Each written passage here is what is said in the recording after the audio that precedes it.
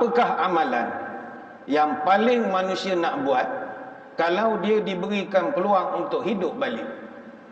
Orang dalam kubur tu, dekat surau sana, katakanlah diberi peluang hidup balik, 5 minit saja dia bagi peluang untuk hidup balik. Kalau tanya ente nak buat apa? Nak pergi Mekah? Buat umrah? Apa amalan yang orang akan nak? Dalam Quran Allah Ta'ala menyebutkan dalam surah Munafikun ayat yang ke-10, wa anfiqu mimma razaqnakum min qabli an ya'tiya ahadukumul maut fayaqula rabbi laula akhartani ila ajalin qarib fa asaddaqa wa akum minas salihin. Kemudian mereka menangis, kata Allah. Ketika mereka mati, mereka menangis. Lalu mereka berdoa, wahai Tuhan, andai engkau tunda ajalku sedikit sahaja, fa asaddaqa, nescaya aku akan bersedekah, wa akum minas salihin, dan aku berjanji akan jadi orang yang baik. Surah Al-Munafikun ayat 10. Tuan-tuan, inilah satu-satunya amalan yang kalau kita ditakdirkan mati, kemudian kita diberi peluang hidup balik, kita akan minta kepada Allah untuk bersedekah. Tak ada amalan lain. Baca Quran tak sempat, nak ke masjid tak sempat, yang terbaik adalah bersedekah. Kenapa sedekah? Sedekah ini magic. Dia ada banyak keajaiban sedekah. Apakah antara keajaiban sedekah? Salah satunya, ada satu hadis daripada Ibnu Mas'ud disebutkan, Nabi pernah bersabda, sadaqatus sirri tudfi'u ghadabir rabbi. Sedekah yang diberikan secara rahsia itu boleh memadamkan kemurkaan Allah. Sama dengan hadis daripada Ka'ab bin Ujrah, was sadaqatu tudfi'ul khati'ata kama yudfi'ul ma'un nara. Sedekah boleh memadamkan dosa sebagaimana air boleh memadamkan api. Dan ini ajaib. Bukan senang tuan-tuan nak memadamkan kemurkaan Allah. Kita kalau nak bertobat, nak hilangkan murka Allah, banyak ibadat kena buat. Tapi dengan sedekah padam semua kemurkaan Allah. Kalau bercerita tentang kemurkaan Allah itu banyak. Dalam Quran ada 11 ayat yang Allah cerita perkara-perkara yang boleh mendatangkan kemurkaan Allah.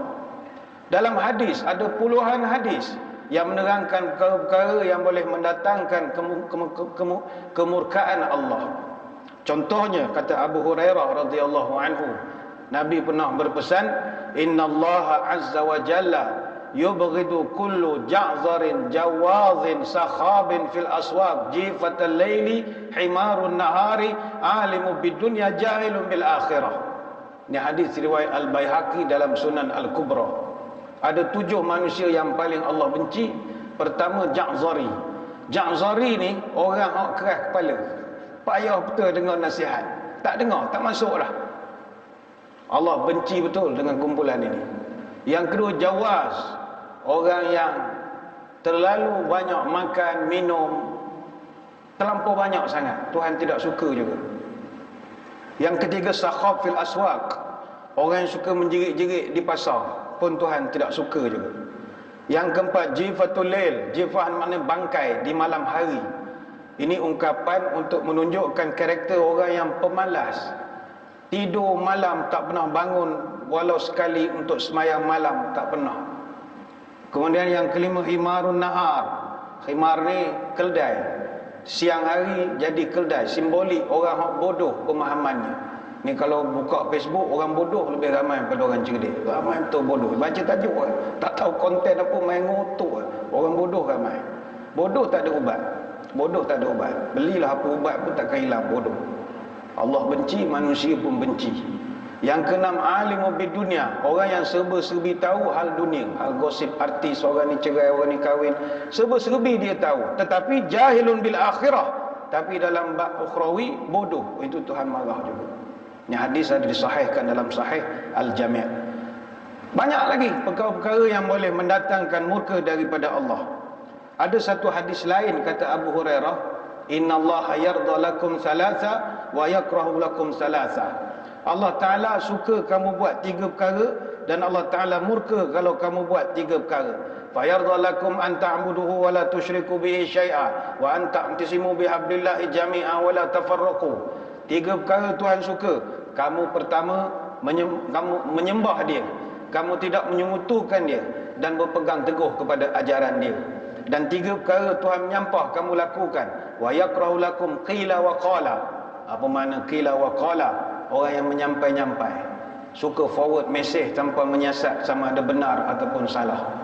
Tak ada usul periksa lah bahasa kita. Wa kasratus soal, orang yang terlampau banyak bertanya.